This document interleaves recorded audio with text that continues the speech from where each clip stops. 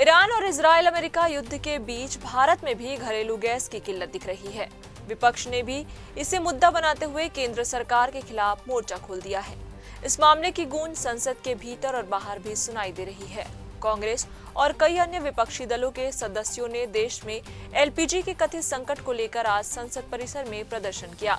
संसद के मकर द्वार के निकट कांग्रेस, समाजवादी पार्टी, द्रमुक और कई अन्य विपक्षी दलों के सांसद एकत्र हुए और उन्होंने सरकार के खिलाफ नारेबाजी की।